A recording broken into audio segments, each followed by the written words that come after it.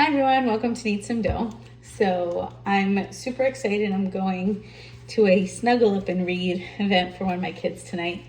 And thinking about this obviously makes you think about literacy in general and how important it is for kids to understand. And given my career, I really want kids to get a better understanding of financial literacy as well. I think it's something that's missing from our general curriculum.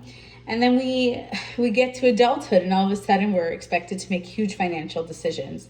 And the result of this is that there's a lot of stress surrounding these decisions that could have been prevented just from a basic knowledge going in. When we need to make those financially literate decisions, it's really important that we recognize what we bring to the table and what our borrowing power is. And so today, I want to talk a little bit about borrowing power and options and how to know where you fit in the mortgage arena.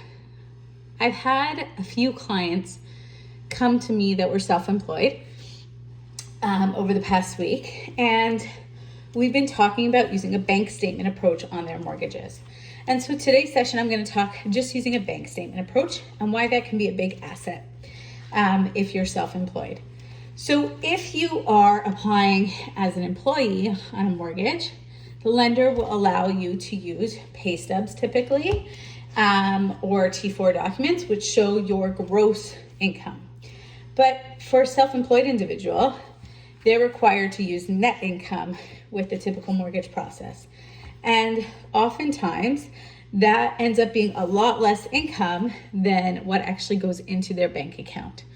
So a way to achieve more borrowing power for these clients is to do a bank statement approach. What are the pros and cons of this? Well, very simple. Bank statement approaches allow you to borrow more money.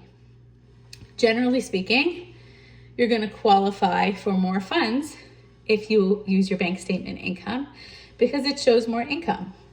Obviously, there are always exceptions to these rules, but I would say that's the case 90% of the time. However, what's the con? Typically, there's a different rate offered to bank statement programs. It's not usually the most aggressive. And with some lenders, there could be additional fees associated with this.